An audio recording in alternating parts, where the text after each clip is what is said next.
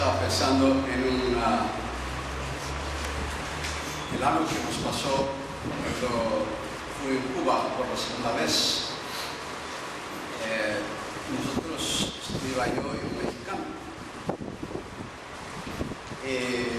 muy amigo, muy hermano, maravilloso, todo dar. Predica en la ciudad de Guadalajara, una ciudad de importancia del país, México. Fuimos por vía México, llegamos a La Habana y las personas en el aeropuerto no eran muy simpáticas. Nos trataron de una manera muy seca y se hacían preguntas: ¿cuál era nuestro propósito allá, etcétera? Decimos que íbamos a visitar amigos.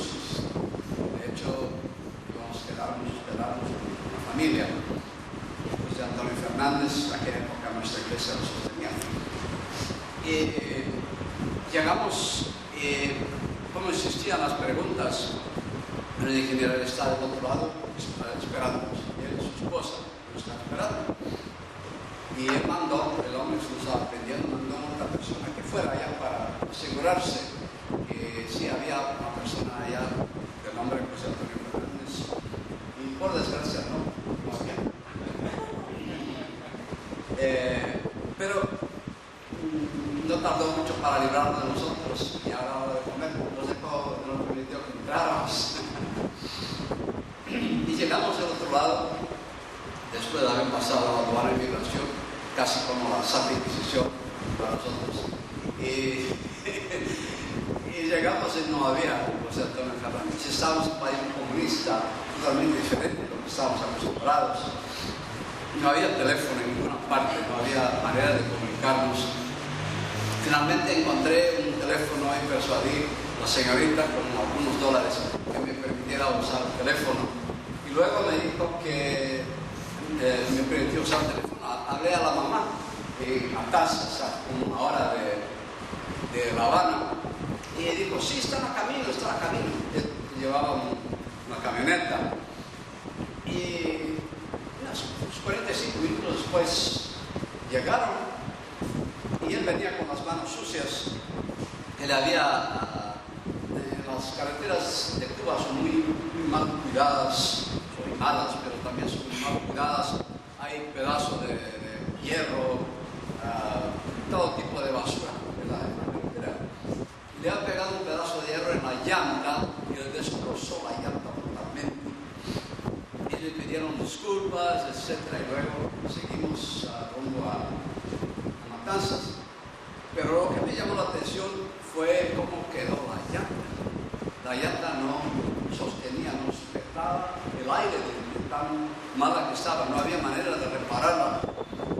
Y estuve pensando en el paralelo entre nosotros y el Espíritu Santo. El Espíritu Santo, la palabra original del pneuma, que en nuestro país se usa para llantas de carro, neumático, ¿verdad? Neumático, que sujeta aire. Eso nos sirve para sujetar el aire. ¿Y qué sirve uno que nos sujeta el aire? Una llanta que nos sujeta el aire.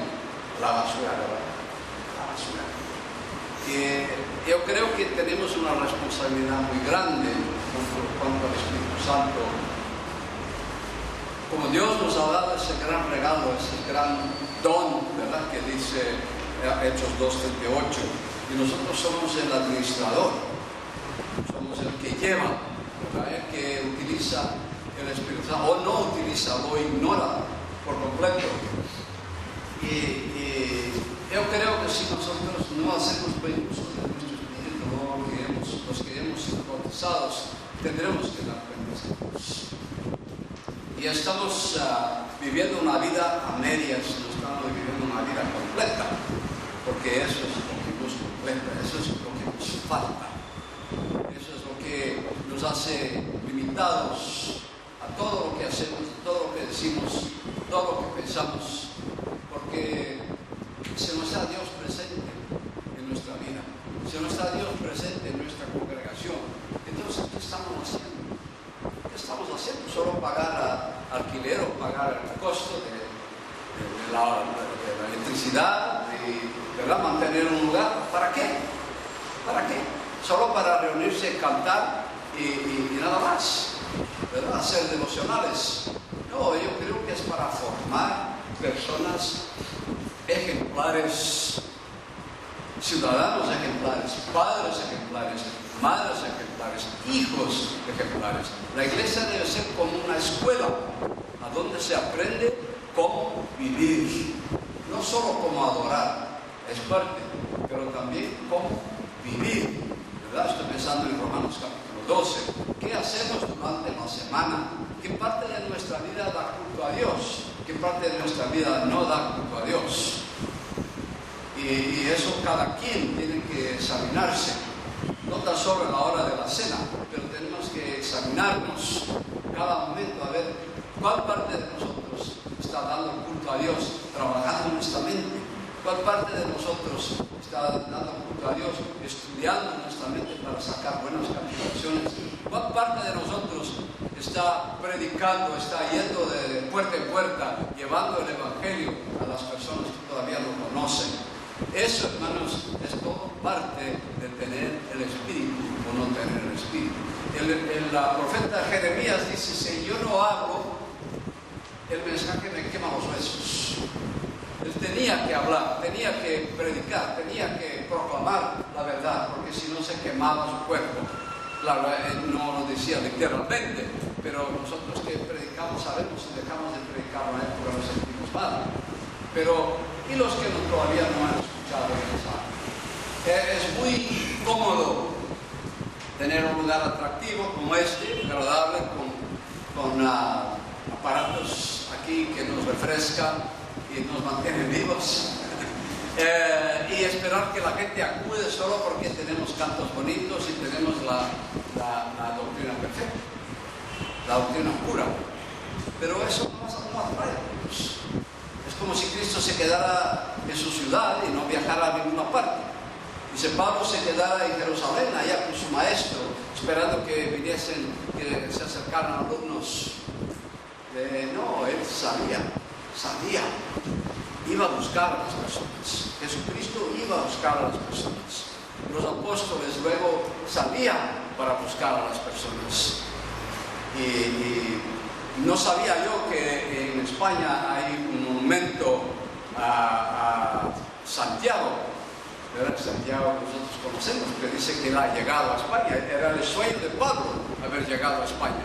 Se sepa a través de la Biblia, no se lo digo en Amorroy, pero Pablo nunca llegó a España, ¿verdad? De ahí llegó a Roma y ahí se acabó, que se sepa, ¿verdad? Y es importante, hermanos, que tengamos una fuerza que nos motiva. Tenemos la esposa, usted puede decir, tenemos la esposa que nos motiva, ¿verdad? Pero necesitamos de un poder interno que nos dé la motivación para seguir adelante. Porque después de una época, nuestro trabajo se hace algo rutinario, lo de explicar el Evangelio a las personas. ¿Y por qué no lo hacen como vemos en el libro de Hechos? Que hablaban desde el Antiguo Testamento hasta el Nuevo Testamento. Es una historia que dice, ellos cuentan como si fuera una anécdota. No es un estudio temático, ¿verdad? No es un estudio sistemático, mejor dicho, de cómo bautizar a una persona. Es llevar a una persona a Cristo. Hay dos cosas totalmente distintas. Porque muchas veces bautizamos a la persona para que venga a nuestra iglesia. Raramente convertimos a alguien a Cristo. Hay una diferencia muy grande. ¿Por qué se apartan las personas? Porque fueron convertidas a la iglesia. Y al fijarse que la iglesia es imperfecta, se van. Pero si es convertida a Cristo, es diferente. Está convertida a una persona, no a una institución. Está convertido al que le puedes hablar, no a personas imperfectas. Necesitará la iglesia para animarse. Necesitará la iglesia para poder llegar al cielo, para que le exhorten, para que les anime, que les enseñe. Pero es importante, hermanos, tener esta bendición del Espíritu Santo, que no estaremos solos, estaremos acompañados, estaremos llenos del Espíritu. Y si no estamos llenos, no tenemos nada que compartir. Los que no comparten es porque no tienen nada que compartir. Es natural. Si no, seremos como hablaba yo al hermano Alex de las Filipinas, ¿verdad? Que se metía un cassette y ahí salía un cristiano del otro lado, casi como instantáneamente, ¿verdad? Al terminar el cassette, bautizaba a la persona y ahí terminó. No era así tan automático, pero de muchas maneras el cassette y en las Filipinas hacían el trabajo del predicador. ¿Y por qué? Porque todo repetitivo, todo muy automático. Pero si nosotros buscamos conocer a la persona y saber a dónde se encuentra la persona, cuáles son sus dificultades, y a ver si podemos ministrar a la persona en sus dificultades, y para ver que Cristo todavía le puede ayudar, con cosas que dijo hace 2000 años, todavía le puede ayudar. El Espíritu Santo la puede ayudar, pero tenemos que conocer a la persona primero, ¿verdad? A ver cómo podemos ministrar a la persona. Por eso tenemos que buscar a las personas y a ver cómo podemos hacer como hacía Cristo, ministrar sus necesidades primarias, necesidades más importantes que tengan. Si no podemos hacer nosotros, podemos buscar a otros que puedan. Pero eso es un paréntesis aquí de cómo hacía Cristo el evangelismo. Él lo hacía, ¿verdad? Ministraba a las personas que necesitaban ministerio, luego les hablaba del reino. Y al ministrar a las personas, había varios que acurrían a aquel lugar donde estaba él, y él aprovechaba para hablar a todos ellos. Nosotros no tenemos el poder que tenía el Señor, pero sí podemos ministrar a las personas en sus necesidades. Me acuerdo cuando vinieron unos hermanos aquí a El Salvador, y vinieron para repartir literatura, vinieron para hablar del Señor, etc. Pero se fijaron que la gente tenía hambre. Y no se puede hablar del Evangelio a una persona hambrienta. No se puede hablar del Evangelio a una persona que está pasando por una crisis muy grande, no tiene nada a que dar a su hijo. Entonces fueron, compraron alimentos y empezaron a repartir alimentos. Porque la persona con estómago vacío no tiene posibilidad de escuchar el Evangelio, ¿verdad? Ministrar a sus necesidades. Cuando nos reunimos, íbamos a hacer una campaña allá en Pinares del Norte, en Guatemala, y supe que había una hambruna muy grande en el país, eso hace ya algunos años. Entonces sugerí que a cada persona nosotros le diéramos una media libra de frijol, una media libra de arroz a cada persona. Porque si somos cristianos, vamos a hacer lo que Cristo haría si estuviera con nosotros. No podemos multiplicar los panes y los peces, pero sí, si nos reunimos, podemos comprar la comida al mayoreo y lo ponemos en bolsitas pequeñas para dar a las personas necesitadas. Porque aquí ellos tienen que encontrar el corazón de Cristo en la iglesia, ¿verdad? No somos el corazón de Cristo. Si nosotros lo hacemos, ¿quién lo hará, verdad? El gobierno, la alcaldía, probablemente no. Ellos están buscando votos, nada más. Nosotros estamos buscando ayudar a la gente, minimizar sus dolores. Pero en la página 7 sigue los propósitos del Espíritu Santo. Uno de ellos es dar poder al cristiano y la iglesia. Hablamos de algunas cosas que tienen que ver con el propósito, transformar al cristiano, darle las fuerzas, santificar al cristiano, auxiliar en la transformación, etc. Pero el propósito da poder, punto C, en página 7. Un gran ejemplo, un gran ejemplo de ese principio está en los 12 apóstoles, antes de Hechos 2 y después de Hechos 2. De Mateo a Juan son incompetentes, débiles, tímidos, inseguros y estaban confundidos. No tenían la menor idea del plan de Dios para Jesucristo. Pero en Hechos 1 todo aquello cambia. o mejor dos, ¿verdad? Se hacen poderosos, osados, enfocados y hacen lo que jamás pudieron lograr por sí solos. ¿Cuál es la diferencia? ¿Cuál fue la diferencia? Fue la presencia del Espíritu Santo en su vida, ¿verdad? Y a través del poder del Espíritu Santo se dedicaba a cosas que jamás se habían dedicado antes. Ellos preguntaron a Cristo, pidieron a Cristo que les enseñase a orar, pero nunca les vemos orando juntos en los evangelios, nunca, hasta que venga el Espíritu Santo sobre ellos. Y el Espíritu Santo les da motivación para orar. Ellos habían encontrado en la oración una manera de buscar protección de parte de Dios, porque los judíos les estaban persiguiendo, los judíos les querían matar porque eran cómplices de lo que había hecho Cristo, lo que había dicho Cristo, y ellos estaban, ¿verdad?, en oración, pidiendo a Dios que les diese aún más osadía de la predicación, que la persecución no llegara a mermar su trabajo, su ministerio. En la página 8, la iglesia primitiva y los apóstoles no tenían prácticamente ningún recurso. ¿Qué tan ricos eran los pescadores? Tenían muy poco, muy poco. Estaban bien, pero no tenían como para suplir todas las necesidades del grupo, ¿no? Ni conexiones con gente poderosa, porque eran una minoría.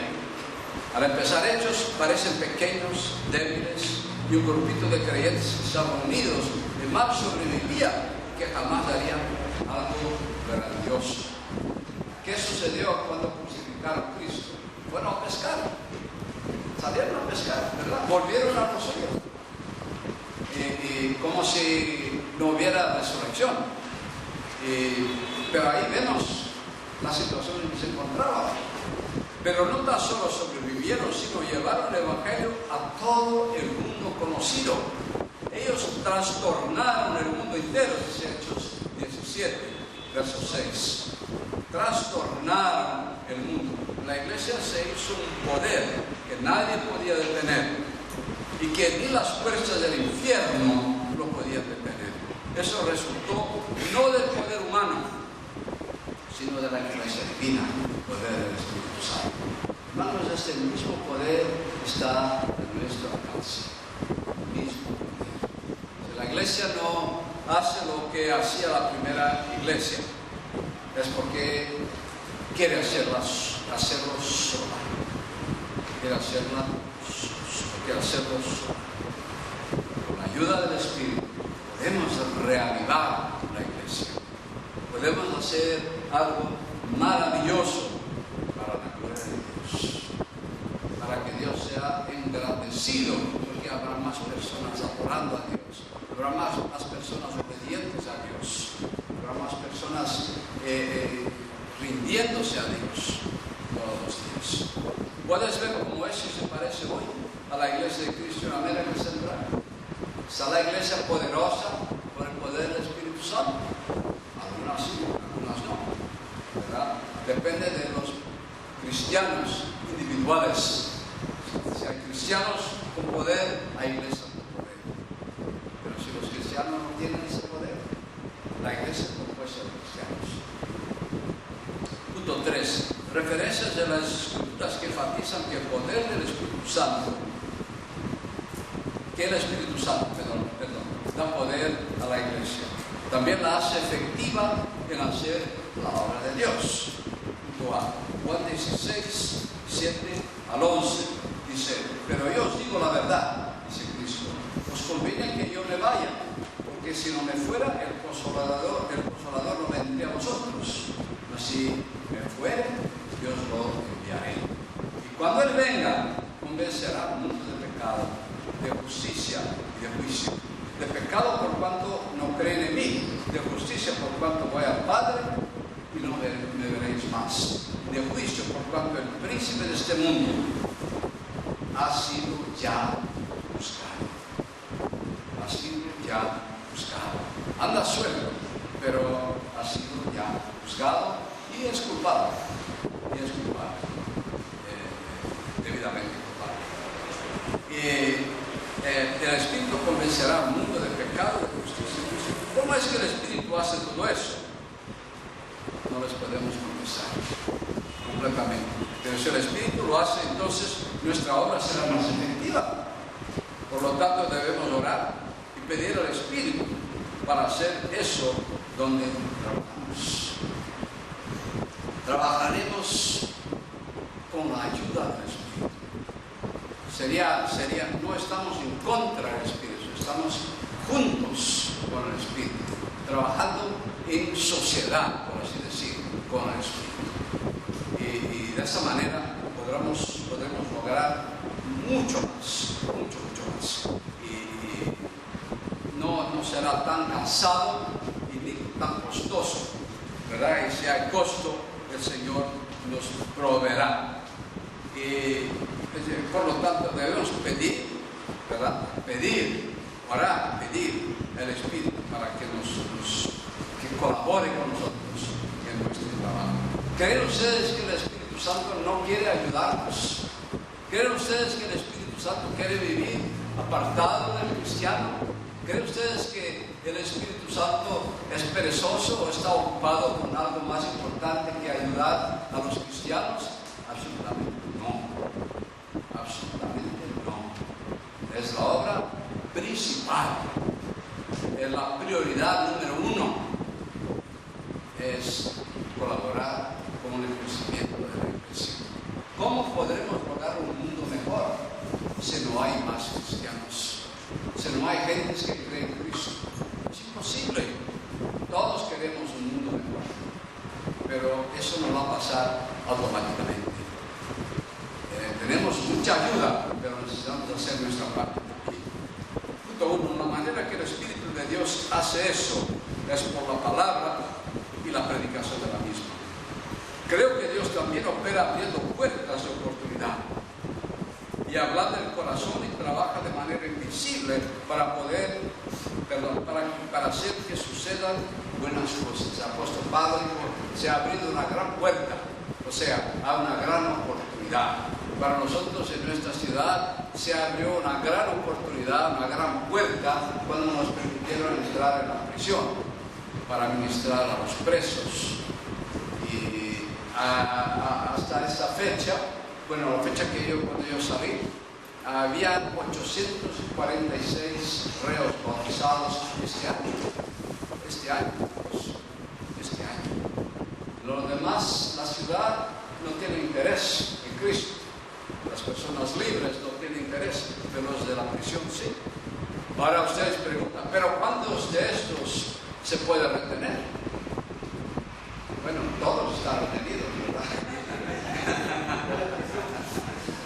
Y eso lo podemos preguntar igual para los de fuera, ¿verdad? ¿Cuántos podemos retener? No se sabe. Porque podemos, como dicen los Estados Unidos, se puede llevar el caballo al agua, pero no se le puede forzar a que beba, ¿verdad? Nosotros podemos llevar a la persona a Cristo, pero no podemos hacer el milagro para que se quede, o ella se quede. Pero sin embargo, nosotros tenemos algo que hacer. Tenemos que tomar la iniciativa nosotros, ¿verdad? A las puertas de la oportunidad debemos orar a Dios para que no tan solo habla, pero que nos las mantenga abiertas. Hay oportunidades enormes en países como China, países musulmanes como Irak, Irán, que tienen las puertas cerradas al evangelismo.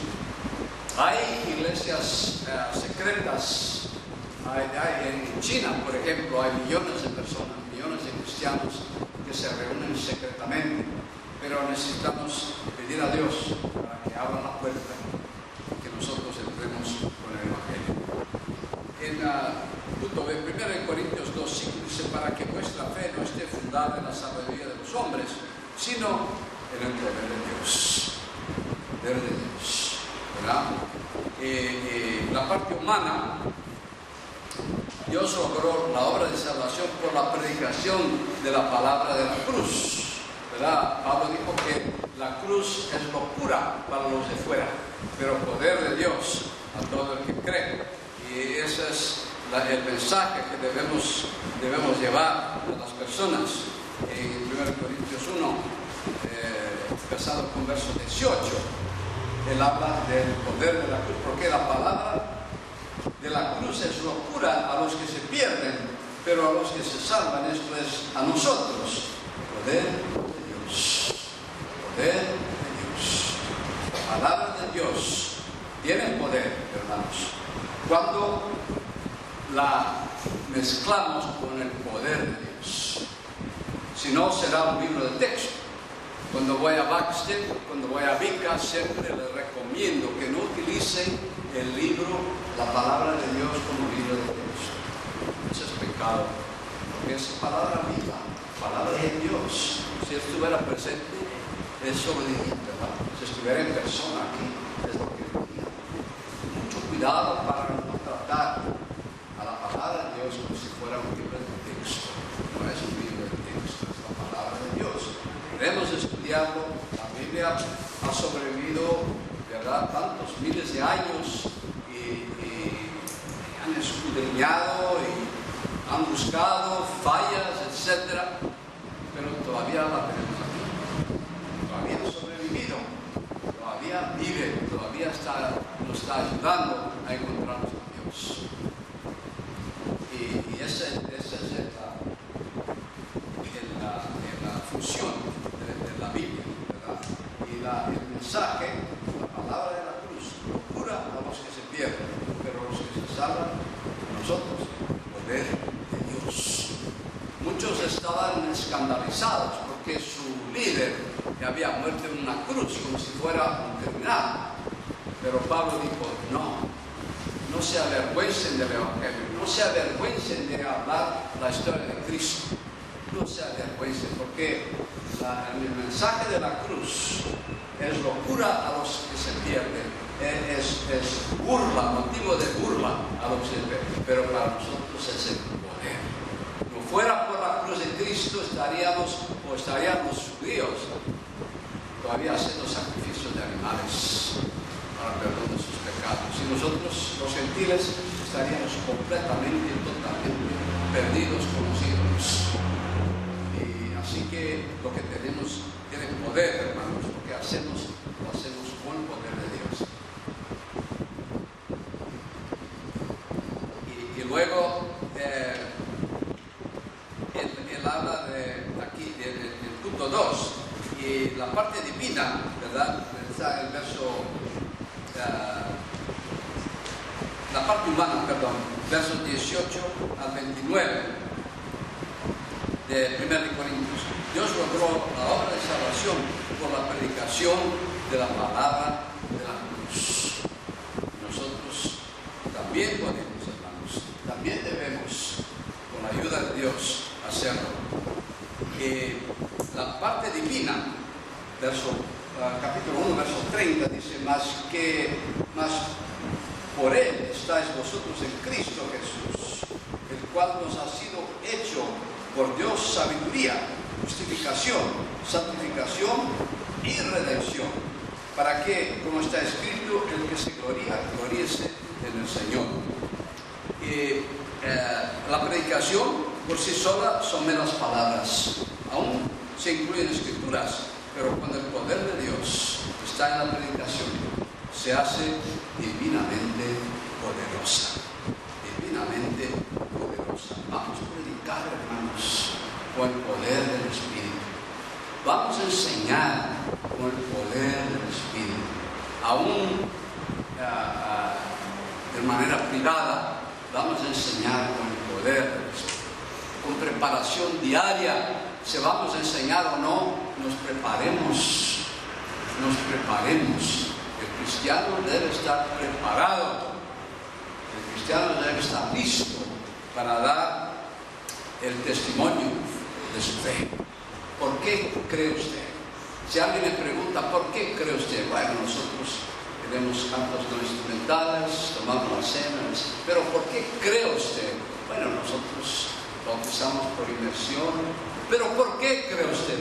Bueno, nosotros, pero nunca habla de Cristo, ¿verdad? nunca habla de la historia de la cruz, de la crucifixión, que uno murió por todos y un sacrificio hecho por siempre.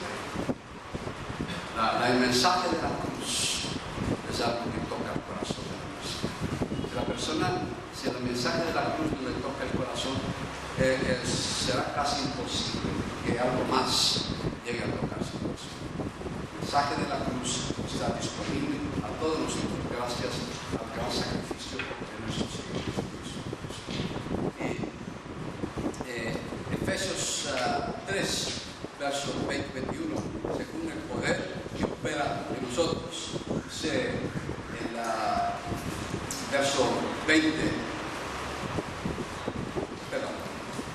si de colocar soy embajador en cadenas, Efesios capítulo, estoy leyendo 6, y aquel que es poderoso para hacer todas las cosas mucho más abundantemente de lo que pedimos y entendemos, según el poder que actúa en nosotros. A Él sea la gloria en la iglesia de Cristo Jesús por todas las edades, por los siglos de los siglos. Amén. El apóstol Pablo está orando aquí, pidiendo la presencia del Espíritu Santo a aquellos hermanos que estuvieron presentes cuando Pablo pasó por su ciudad y los efesios. Y él pide que Dios les llene con el Espíritu Santo. Él pide en oración, que probablemente jamás lo volverían a ver.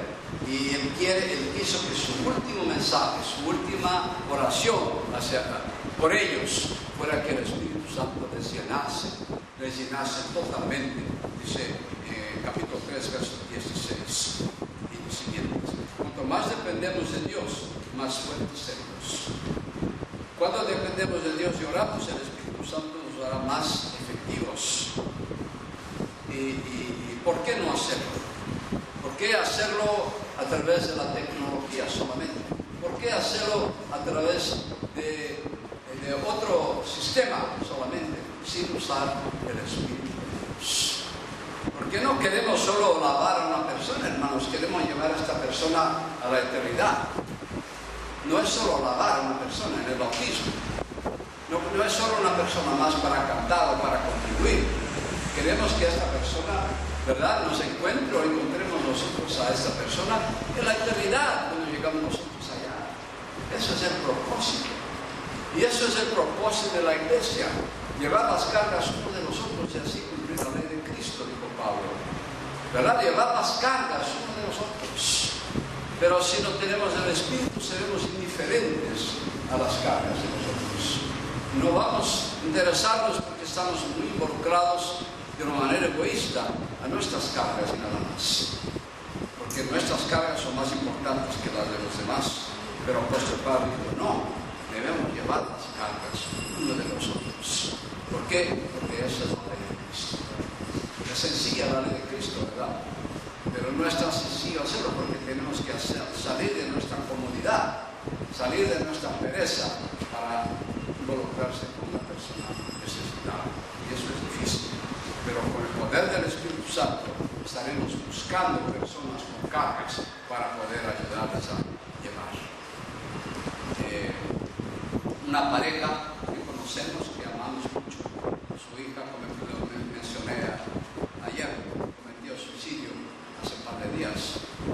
Y me dijo mi esposa ayer, anteayer, por teléfono.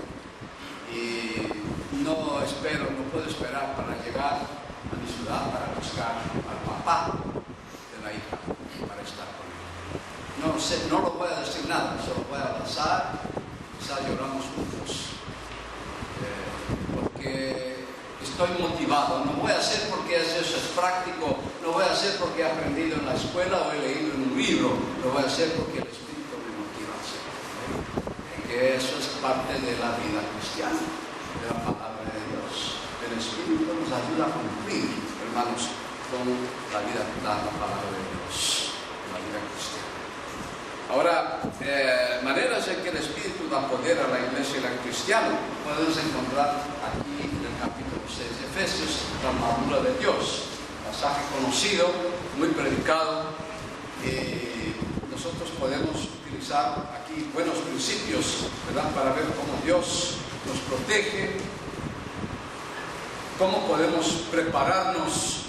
El apóstol Pablo da varios detalles aquí, pero el mensaje es uno: estemos preparados. Estemos preparados. Un hermano anciano de nuestra iglesia estaba muy contento el miércoles que estuve con él, en la reunión del miércoles. El domingo anunciaron su muerte. Que él supiese, estaba en buena salud, pero le dio un ataque cardíaco y se murió instantáneamente. Estemos listos, estemos preparados, que no tendremos una segunda oportunidad a llegar a la muerte. ¿Verdad? La muerte es final, se acabó la de la tierra, pero empieza lo del cielo. Pero vamos a estar conscientes, ¿verdad?, de que eso puede acabar un día y que tendremos que dar cuentas a Dios por nuestras buenas obras. No habrá examen de Biblia en el cielo. No, seremos juzgados por lo que hemos hecho, no por cuánto sabemos. Dios no está interesado, ¿verdad?, cuánto sabemos. Está interesado en cuánto hacemos para ayudar a los demás. Pero no es esto un intercambio que hacemos con Dios. Yo doy las buenas obras y Él me da la salvación. No, la salvación está garantizada por Cristo. Solo perdemos si desistimos, si abandonamos a Cristo. Pero nosotros, ¿verdad?, con la ayuda de Dios, tendremos la motivación para ayudar a los demás, para hacer las buenas obras tan necesarias. Si nosotros somos, no podemos debilitarnos, no podemos enseñar debilidades, porque Satanás está buscando una manera de arrastrar al Hijo de Dios de regreso al mundo. No podemos luchar una batalla espiritual contra las fuerzas espirituales de la maldad sin la ayuda de Dios y sin la ayuda del Espíritu operando en nuestra vida de congregación. Seremos débiles porque sabemos que Satanás utiliza los medios tecnológicos más avanzados para comunicar su mensaje. Si vamos a depender de eso, no vamos a llegar a ninguna parte, ¿verdad? Porque no podemos competir con Satanás. Pero con el poder de Dios tenemos una fuerza que Satanás ni se acerca. Al conocer que tenemos el Espíritu de Dios en Satanás, al conocer que nosotros vivimos dependientes del poder de Dios, no se acerca. Eso es como si fuera una barrera a Satanás. Vamos a utilizar las herramientas que Dios nos da para hacer esto. Ayuda a ganar almas de manera efectiva. Punto B. El paso más importante del evangelismo es la oración. Buscamos siempre el mejor método, pero es el poder espiritual que necesitamos para ganar almas para el reino. Es importante llevar en su bolsillo la lista de personas que quieren llevar al Señor, ya en cualquier momento, ¿verdad?, orar por las personas. Hacer su listita y a veces añadir y a veces orar por las personas que se han convertido. Que estamos trabajando juntos con Dios. Nosotros oramos y Dios trabaja en el corazón de la persona. Punto 2. Puede que cuanto más intentemos ser evangelísticos, menos logramos a los que nos escuchan. ¿Será el evangelismo algo que hacemos solos? ¿O debe ser un subproducto de una vida guiada por el Espíritu? Uno de los temas de Lucas, que Lucas suele enfatizar en Hechos, es que el evangelismo lo guía el Espíritu de Dios. El Espíritu de Dios. Claro, estos aparatos nos pueden ayudar, ¿verdad? Pero la motivación viene del Espíritu de Dios. La decisión de la persona viene del Espíritu de Dios. La decisión de seguir activo o seguir fiel en la iglesia también viene del Espíritu de cuánto tiempo tenemos todavía. 10. Quisiera guardar este mensaje para luego, quizás podemos hacer las preguntas, ¿verdad? En el cuadradito aquí dice un pequeño resumen: cuanto más leo y estudio, más convencido estoy, más claramente veo. No necesitamos temer al Espíritu. Sí necesitamos tener con N, pero no temer con M. No debemos resistir la presencia de Dios por el Espíritu en nosotros. Resistir la presencia de Dios. Qué triste, ¿verdad?, que Dios no puede encontrar en nuestro corazón un lugar donde habitar, donde reposar su Espíritu. Necesitamos desesperadamente la presencia del Espíritu que nos auxilia, ayuda a ser más efectivos en la obra de Dios. Amén.